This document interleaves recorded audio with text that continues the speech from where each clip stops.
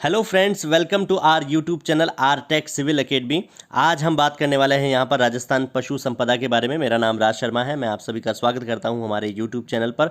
इसके साथ ही आज हम आपको नवीनतम जानकारियाँ देने वाले हैं पशु संपदा के बारे में। पर उससे पहले मैं आपको बताना चाहता हूँ, अगर आपने हमारा यूट्यूब चैनल सब्सक्राइब नहीं किया है तो अभी कर दीजिए और बेल आइकन को भी दबा दीजिए, ताकि इन फ्यूचर जो भी आने वाले वीडियोज़ होंगे उनके नोटिफिकेशन आप तक पहले पहुँच चुके। इस वीडियो को लाइक कीजिए, इसे शेयर कीजिए अपने दोस्तों के साथ, ताकि वो अच्छे से पढ़ पाएँ और आगे आने वाली जितनी भी वैकेंसीज है राजस्थान की उनके लिए तैयारी कर पाएँ।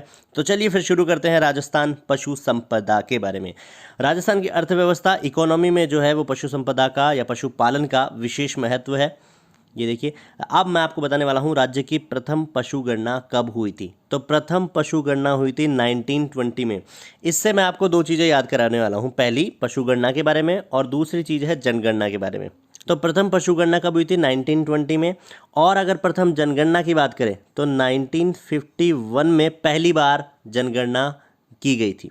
दोनों याद रखिएगा, प्रथम पशु गणना 1920 में हुई थी, दूसरी जो जनगणना है, पहली जनगणना पहली बार जो हुई थी वो 1951 में हुई थी। राइट दोस्तों, उसके बाद बात करते हैं कंटिन्यूसली जो है जनगणना या पशु गणना कब कब कराएगी। तो ये जो प्रथम पशु गणना हुई थी 1920 में हुई थी, उस टाइम पर भारत स्वतंत्र नहीं हुआ था, आज़ाद नहीं हुआ था। उसके बाद में अगर आपसे पूछा जाए कि स्वतंत्र भारत में प्रथम पशु गणना कब की गई, तो आपको याद रखना है 1951 में की गई थी। कौन सी? स्वतंत्र भारत की प्रथम पशु गणना। और अगर जनगणना की बात करें तो वो 1951 में हुई थी। राइट, स्वतंत्र भारत की वो भी पहली गणना थी। लेकिन अगर कंटिन्यूसली की बात करें, यहाँ से पशु गणना तो हर साल होती आई है, 1951 से होती हुई, ठीक है। हर 5 साल में पशु गणना करवाई जाती है। इसके अलावा जो जनगणना है, जनगणना 1951 में पहली बार हुई, उसके बाद डायरेक्ट जाते हुए 1981 से लगातार चल रही है। ये याद रखना इम्पोर्टेंट काम है। 1951 में पहली बार हुई थी, स्वतंत्र भारत की प्रथम जनगणना थी, और 1981 में कंटिन्यूसली फिर जनगणना होती गई। और अगर पशु गणना की बात करें तो प्रथम पशु गणना कब हुई थी? 1920 में। और स्वतंत्र भारत की प्रथम पशु गणना कब हुई? 1951 में। तो आपके क्वेश्चंस तीनों चारों जो भी बैठेंगे वो आपको याद हो जाएंगे। अब बात करते हैं राजस्थान की 19वीं पशु गणना कब की गई। तो 19वीं पशु गणना हुई थी 15 सितंबर से 15 अक्टूबर 2012 तक आयोजित की गई थी। तो 19वीं पशु गणना कब हुई थी? 15 सितंबर से 15 अक्टूबर, एक महीने के अंदर अंदर ये आयोजित की गई थी। किसके द्वारा आयोजित की गई थी, ये सवाल पूछा जा सकता है। राजस्व मंडल अजमेर द्वारा। और जो 20वीं पशु गणना है वो भी इसी के द्वारा आयोजित की गई है। ये बात ध्यान में रखनी है आपको। प्रत्येक 5 वर्ष के अंतराल पर राज्य में पशु गणना कराई जाती है। इसी की तर्ज पर राज्य में पंचवर्षीय योजना आती है, और पंचवर्षीय योजना के साथ साथ में ही क्या किया जाता है? पशु गणना हर 5 साल में कराई जाती है। सारे डेटा करे जाते हैं, सर्वे किया जाता है, उसके बाद पशु गणना की जाती है। तो पहली चीज़ क्या याद रखनी है? 19वीं पशु गणना कब हुई? 2012 में, 15 सितंबर से 15 अक्टूबर। ये आप याद रखो मत रखो, लेकिन ये याद रखना है कि 2012 में की गई थी। डेट भी आपसे पूछी जा सकती है। राजस्व मंडल अजमेर द्वारा की गई थी और हर 5 साल में कराई जाती है। अब बात आती है 20वीं पशु गणना के बारे में। तो 20वीं पशुधन गणना की जो रिपोर्ट है वो कब आई? 16 अक्टूबर 2019 में जारी की गई थी। 2019 में 16 अक्टूबर को कौन सी रिपोर्ट आई? 20वीं पशुधन गणना की रिपोर्ट आई है। अभी तक केवल इनके बारे में रिपोर्ट है, डिजिटल डेटा आया है अभी तक फ़िलहाल, लेकिन अभी तक इसके बारे में कोई भी इन्फॉर्मेशन आपको किताबों में कहीं नहीं मिलने वाली है। तो यहाँ आपको मिलने वाली है, वो मैं आपको सारी चीज़ें बताऊँगा कितनी क्या क्या चीज़ें हैं। अब 20वीं पशु गणना के बारे में जो इम्पोर्टेंट चीज़ है वो आप लिख लीजिए। 20वीं पशु गणना पहली डिजिटल पशु गणना है। तो अगर सवाल बनता है कि पहली डिजिटल पशु गणना कौन सी है, तो 20वीं पशु गणना है। आपसे ये पूछा जा सकता है कि 19वीं है या 20वीं है, तो याद रखना है पहली डिजिटल पशु गणना कौन सी है? 20वीं पशु गणना है। अब आप समझेंगे कि डिजिटल पशु गणना मतलब क्या क्या होता है। भाई सर्वे तो वैसे ही किया जाएगा। पहले क्या होता था, जो सर्वे किया जाता था वो गांव में अलग अलग डिपार्टमेंट बने हुए हैं पशु के लिए। इसके अलावा डिस्पेंसरीज बनी हुई हैं एनिमल्स के लिए, बाकी सब चीज़ों के लिए, लाइव स्टॉक के लिए, सब चीज़ों के लिए, ठीक है। तो गवर्नमेंट के जो कर्मचारी होते हैं वो जा कर के सर्वे करते हैं कि आपके घर में कितने पशु हैं, कौन कौन से पशु हैं, गाय हैं, बकरी है, भैंस है, बहुत सारी चीज़ों की इन्फॉर्मेशन एक पर्टिकुलर एक रजिस्टर में मेंशन की जाती थी। उस रजिस्टर का डेटा आगे भेजा जाता था, फॉरवर्ड किया जाता था। तो पहले ऐसा होता था, है ना। अब ये प्रोसेस मैं आपको बता दूं होता क्या था। एक्चुअली गवर्नमेंट क्या करती थी, एक कंपनी को हायर करती थी, एक प्राइवेट कंपनी को हायर करना, उससे उस काम को सौंपना कि आपको गणना करनी है, पशु गणना करनी है, राइट। उसके बाद क्या होता था, वो जो कंपनी है उसको टेंडर निकाला जाता था। जो गवर्नमेंट है वो टेंडर निकालती थी। टेंडर निकालने के बाद फर्म को, किसी भी फर्म को वो काम दिया जाता था कि आपको पशु गणना करनी है। तब कंपनी के द्वारा ये काम किया जाता था। पूरा डेटा कंपनी बताती थी गवर्नमेंट को। डेटा कहाँ से आता था, जो कर्मचारी हैं वो अलग अलग राज्यों में, अलग अलग ज़िलों में, अलग अलग गाँवों में एक पर्टिकुलर मैनर में सर्वे किया जाता था। उसके बाद रिपोर्ट आती थी और वो सारी रिपोर्ट एक फर्म को जाती थी और फर्म फिर गवर्नमेंट को डेटा सौंपती थी। ये पूरा प्रोसेस बहुत लंबा होता था और सारी चीज़ें कागजी कार्रवाई होती थी।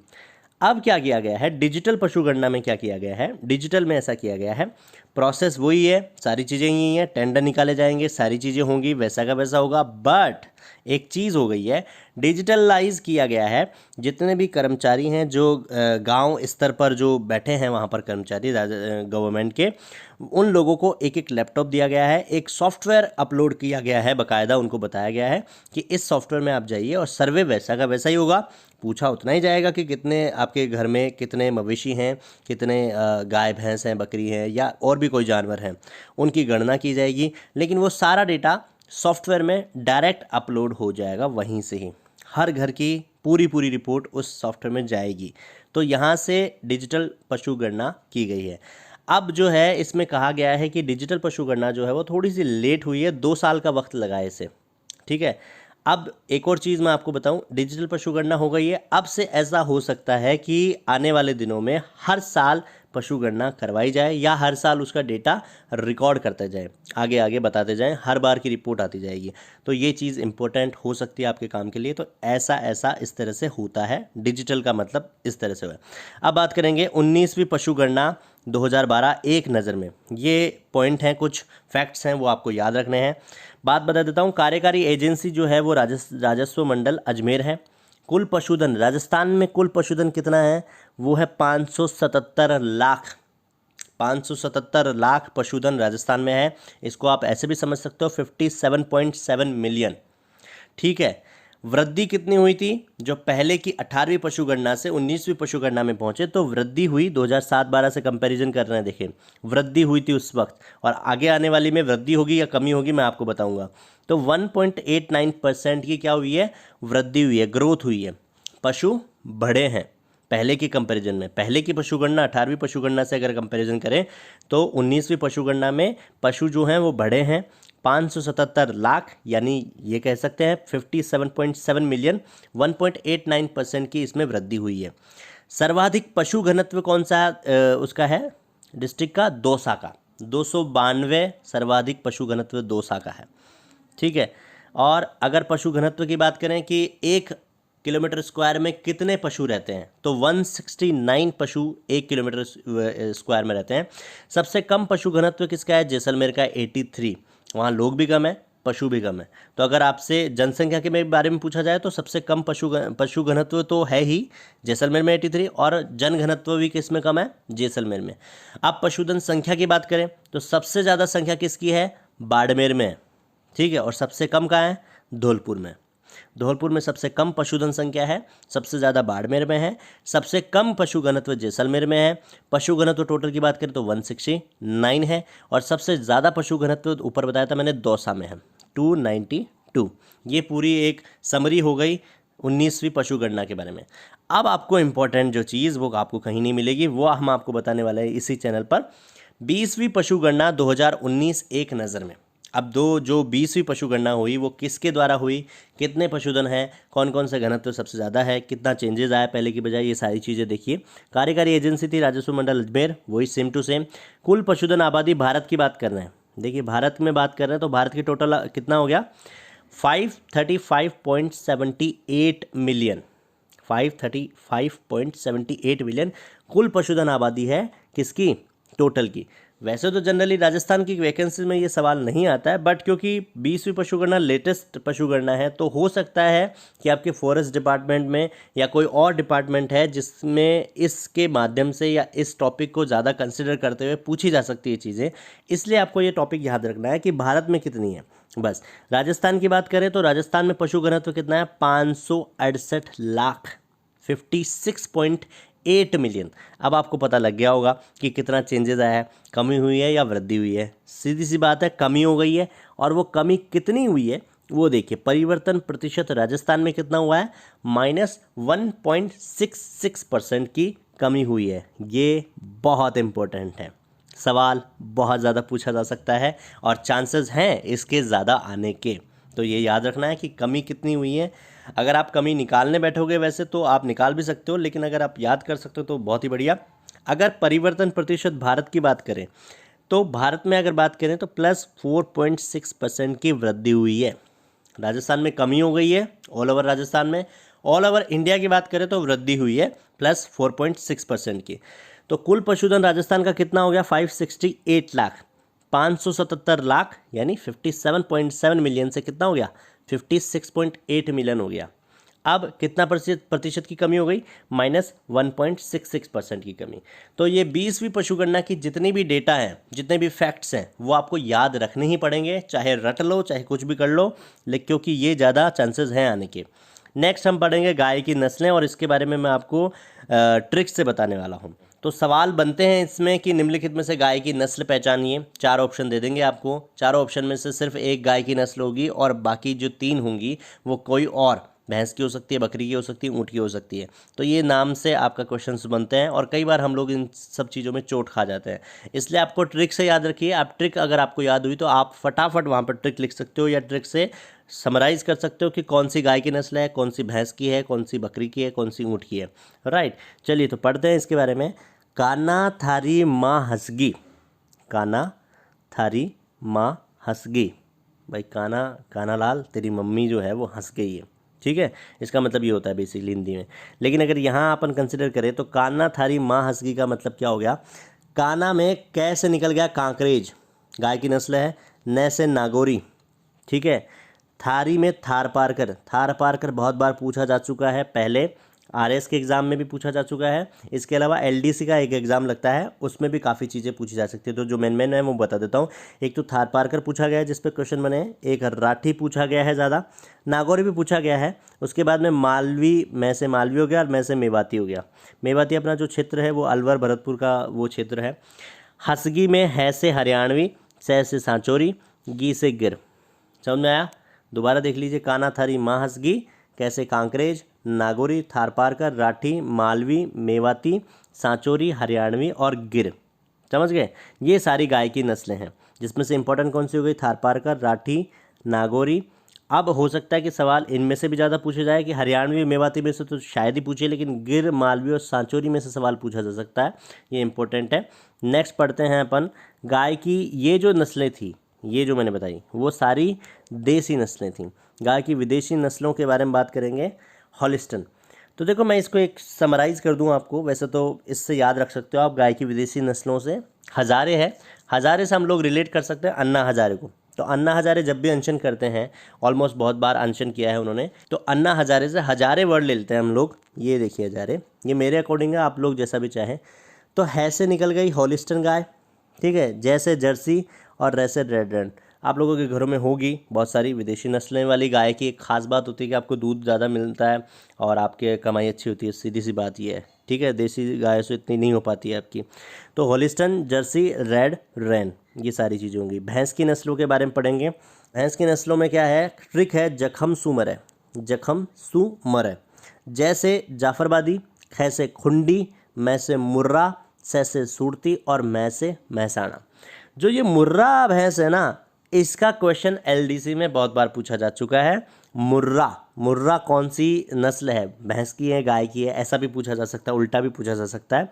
आपको याद रखना है कौन कौन सी हो गई। जखम सुमर में जाफरबादी, खुंडी, मुर्रा, सूरती, मेहसाना, ये सारी भैंस की नस्लें हो गई, ठीक है। उसके बाद बढ़ेंगे भेड़ की नस्लें। भेड़ की नस्लें में भी कुछ सवाल ऐसे हैं, कुछ जो चीज़ें हैं भेड़ की नस्ल है उसका क्वेश्चन बहुत बार आ चुका है, वो मैं बताऊंगा आपको।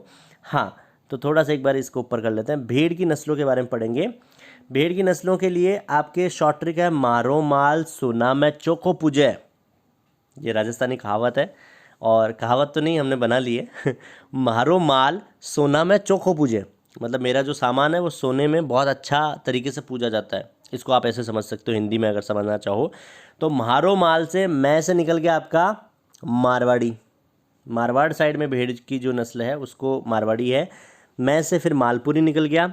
सै से सोना में सै से सोनाड़ी, नै से नाली, मैं से मगरा, चोखो में चो से चोकला, खे से खेरी, पूजे में पू से पुगल और जैसे जैसलमेरी।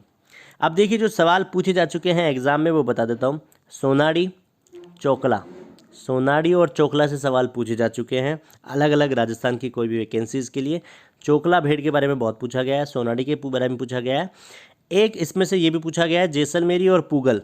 तो जैसलमेरी से रिलेट करते हुए कई बार आपको ऐसे भी लगता है कि भेड़ की नस्ल तो है ही, साथ में ये भी हो सकता है ऊँट की नस्ल हो या और कोई नस्ल हो। तो आपको कंफ्यूज नहीं होना, ये याद रखना है। दो चीज़ें इंपॉर्टेंट है इसमें, चोकला और सोनाड़ी। हालांकि इनके ऊपर क्वेश्चंस बन चुके हैं, आपको याद सारा होना चाहिए, राइट। तो आपको ट्रिक याद है, मारो माल सोना में चोको पूजे, ठीक है। इससे आप रिलेट कर लीजिए, पूरा आप समझ सकते हैं। मारवाड़ी, मालपुरी, नाली, सोनाड़ी, मगरा, चोकला, खैरी, पुगल, जैसलमेरी, करेक्ट। अब पढ़ते हैं नेक्स्ट की ओर बढ़ते हैं। बकरी की नस्लें पढ़ेंगे हम लोग। बकरी की नस्लें देखिए, बकरी की नस्लें हमने खुद बनाई हैं शॉर्ट ट्रिक। ऑलमोस्ट बाकी की शॉर्ट ट्रिक काफ़ी पॉपुलर है, इसलिए आपको पता चल जाएगी, हर जगह मिल जाएगी, लेकिन बकरी की नस्लें हमने खुद बनाई हैं तो आपको हर जगह नहीं मिलेगी। प्यासी बकरी झड़ने पर माँ बापू से जल पी। प्यासी बकरी है, जंगल में भटक रही है, अपने मम्मी पापा से बिछड़ गई थी। उसके मम्मी पापा उसको झड़ने पर मिले, वहाँ पर उनके पास जाकर के उसने कहा कि जल पीना है, पानी पीना है, पानी पिया और अपने मम्मी पापा से मिल ली। तो ये एक सिंपल सी ट्रिक है। प्यासी बकरी झड़ने पर माँ बापू से जल पी, बकरी मेंशन है इसलिए आप बकरी का समझ सकते हो, ठीक है। बात करते हैं कि कौन कौन सी नस्ल है। प्यासी में पैसे परबतसरी, परबतसरी नागौर साइड में है परबतसर, उसी से आप लिंक कर सकते हो परबतसरी। सै से सिरोही, फिर आता है झै से झकराना, मैं से मारवाड़ी। अब देखिए मारवाड़ी जो है वो बकरी की नस्ल भी है प्लस किसकी नस्ल है, भेड़ की नस्ल भी है, ऊपर बताई थी मैंने। भेड़ की नस्ल भी कौन सी है, मारवाड़ी है। तो दोनों में कन्फ्यूज़न ना हो इसलिए आपको याद रखना है कि मारवाड़ी बकरी की भी नस्ल होती है और मारवाड़ी जो है वो भेड़ की नस्ल भी होती है। बै से बारबर्रा, सै से शेखावटी, लै से लोही और जमनापुरी, ये सारी बकरी की नस्लें हैं। याद रखने के लिए इम्पोर्टेंट है आपको शॉर्ट ट्रिक याद होना। शॉर्ट ट्रिक है प्यासी बकरी झड़ने पर माँ बापू से जल पी। परबतसरी, सिरोही, झकराना, मारवाड़ी, बारबर्रा, शेखावटी, लोही और जमनापुरी, ठीक है। उसके बाद अपन चलते हैं ऊँट की नस्लों के बारे में। देखिए ऊँट की नस्लें, ज़्यादातर ऊँट अपने मिलेंगे, सबसे ज़्यादा अपना राजस्थान का ही हिस्सा है, वो भी आपको मैं बताने वाला हूँ आगे कि ऊँट में सबसे ज़्यादा टॉप पर है राजस्थान। इसमें शॉर्ट ट्रिक है ऊँट के बिना जागू, ठीक है। बी से बीकानेरी, नै से नाचना। अब ये देखिए नाचना जो ऊँट की नस्ल है ना, ये सवाल पूछा जा चुका है, एलडीसी में पूछा जा चुका है। कोई एक एग्ज़ाम और मुझे याद नहीं आ रहा, उसमें भी ये सवाल आया था। इसके बारे में बहुत सारी इन्फॉर्मेशन आपको मिल जाएगी, कई जगह एग्जाम में मिल जाएगा ये क्वेश्चन। तो ये इंपॉर्टेंट है, नाचना जो है वो किसकी नस्ल है, ऊँट की नस्ल है। उसके बाद में जैसलमेरी है और गोमट है। जैसलमेरी देखो, जैसलमेरी मैंने ऊपर बताया था भेड़ की नस्ल भी है जैसलमेरी। दो नाम ऐसे आए हैं जो आपको याद रखना है कि किस किस के नाम है, ठीक है। पहला नाम कौन सा है, मारवाड़ी। ये मारवाड़ी भेड़ की नस्ल का नाम भी है और आपकी बकरी के नस्ल का नाम भी है, ठीक है। जैसलमेरी, जैसलमेरी जो है वो भेड़ की नस्ल का नाम भी है और ऊँट की नस्ल का नाम भी है।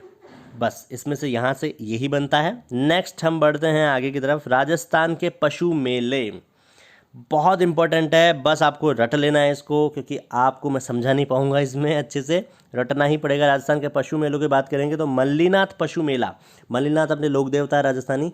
मल्लीनाथ पशु मेला कहाँ लगता है, तिलवाड़ा बाड़मेर में इनके स्थान है, इसलिए यहीं लगता है तिलवाड़ा बाड़मेर में।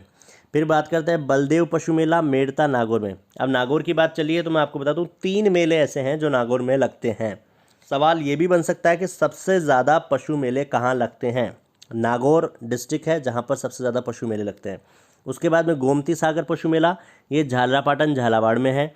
वीर तेजाजी पशु मेला, तेजाजी से आप लिंक कर सकते हो, तेजाजी लोक देवता रहे हैं अपने। परबतसर नागौर में। गोगामेडी पशु मेला, ये गोगामेडी में ही है, तो ज़्यादा दिमाग नहीं लगाना। गोगामेडी जो है वो हनुमानगढ़ में है, ठीक है। नेक्स्ट बढ़ते हैं आगे की तरफ। जसवंत पशु मेला, जसवंत पशु मेला भरतपुर में है। कार्तिक से आप अंदाज़ा लगा सकते हो, कार्तिक पशु मेला, कार्तिक पूर्णिमा को पुष्कर में मेला लगता है, वो वही मेला है, पुष्कर अजमेर में लगता है। चंद्रभागा पशु मेला जो है वो झालरापाटन झालावाड़ में है। बाबा रामदेव पशु मेला जो है मानासर नागौर में है। तो 3 नागौर में आ चुके हैं अब तक, मैंने बताया था जैसे, ठीक है। उसके बाद में है महाशिवरात्रि पशु मेला, ये है करौली में। ये देखिए महाशिवरात्रि पशु मेला करौली में है, ठीक है। उसके बाद कुछ इंपॉर्टेंट टॉपिक हैं। पुष्कर में कार्तिक पूर्णिमा के अवसर पर आयोजित होने वाला पशु मेला अंतर्राष्ट्रीय स्तर पर प्रसिद्ध है। सबसे ज़्यादा पशु मेले में जो लोग आते हैं वो यहाँ पर आते हैं और बहुत अच्छा खासा माहौल होता है। अगर आप नहीं गए तो जाइए और जाकर के आइए, जाकर के आते हैं तो हमें कई चीज़ें याद होती है अच्छे से। चलिए इंपॉर्टेंट चीज़ें मैं आपको बता देता हूँ अब। 20वीं पशुधन गणना रिपोर्ट के अनुसार, ये देखिए यहाँ पर, देश में कुल पशुधन आबादी कितनी है, लाइव स्टॉक पॉपुलेशन कितनी है, 535.78 मिलियन है, जो कि वर्ष 2012 में पशुधन की तुलना में 4.6% अधिक है। ये बात हो रही है पूरे देश की बात हो रही है, इसको कंसिडर ज़रूर करना है। 535.78 मिलियन है अभी इस वक्त, जो 2012 की पशुगण गणना की तुलना में कितनी है, 4.6% अधिक है। ऊपर मैंने बताया था 20वीं पशुगणना बताई, तब भी बताया था, सारी चीज़ें याद हो गई आपको। अब कुछ रिपोर्ट के प्रमुख तथ्य हैं। वैसे तो देखो ये जो चीज़ें हैं वो इतने काम की नहीं हैं आपके, अगर मैं अकॉर्डिंग बात करूं, लेकिन कई लोग होते हैं नहीं नहीं हमें तो ज़्यादा पढ़ना है, हम तो पढ़ करके थोड़ा टॉप करेंगे, है ना, क्वेश्चन बने चाहे नहीं बने, हमें तो पढ़ना है, अच्छे से पढ़ना है। तो आप इस रिपोर्ट को अच्छे से पढ़ सकते हो। 20वीं पशुधन गणना की रिपोर्ट है अच्छे से, कि कौन कौन सी चीज़ें कितने कितने क्या क्या हुआ, गौ जाति आबादी कितनी थी कितनी हो गई, मवेशी कितने थे पहले और आप कितने हो गए, गायों की संख्या कितनी थी कितने हो गए, पशुओं में कितने कितने परसेंटेज हैं, ये सारी चीज़ें आपको इन्फॉर्मेशन इस पूरी रिपोर्ट में है। लेकिन इसमें से क्वेश्चन बनने की गारंटी जो है वो मैं नहीं लेता, वैसे तो कोई भी नहीं ले सकता गारंटी, लेकिन ऐसा है कि इसमें चांसेस बहुत रेयर हैं, बहुत कम है। अगर आप किसी पर्टिकुलर आरएस जैसे एग्जाम के लिए प्रिपरेशन कर रहे हो तो भी इसमें से चांसेस बहुत लेस है, ठीक है। ये केवल आपकी इन्फॉर्मेशन के लिए है कि इतने इतने चेंजेस हुए हैं, बस रिपोर्ट में है। नेक्स्ट हम बात करेंगे प्रमुख पशु प्रजातियों की पशुधन आबादी, इस टॉपिक के बारे में बात कर रहा हूँ मैं। देखिए अब देखिए यहाँ पर वर्ष 2012 में आबादी मिलियन में कितनी थी, 2019 में कितनी हो गई, कितने प्रतिशत की वृद्धि हुई कमी हुई, ये याद रखना है। अब देखिए अगर आप एक एक डेटा को याद करेंगे तो आपके लिए बहुत आसान नहीं होगा, बहुत मुश्किल होने वाली है। लेकिन आपको अगर पूछा जाएगा कि कुल पशुधन कितना था और कितना हो गया, कितने % की इंक्रीमेंट हुई है, ये पूरे देश की बात हो रही है, तो मैं आपको बता देता हूँ। देखिए यहाँ से देखिए 2012 में कुल पशुधन के बारे में बात करेंगे अपन, पूरा लेना देना इतना नहीं है। कुल पशुधन 512.606 मिलियन में था, 535.78 किस में हो गया, 2019 वाली में, यानी 20वीं पशुगणना में ये रिपोर्ट आई है। कितना % इंक्रीज हुआ, +4.63%। ये मैंने ऊपर बता दिया था, फिर भी बता देता हूँ। 4.63 की % की क्या हुई, वृद्धि हुई है। कितनी थी 2012 में, 512.06, अब कितनी हो गई, 535.38। ये कुल पशुधन की आबादी की बात हो रही है, ठीक है।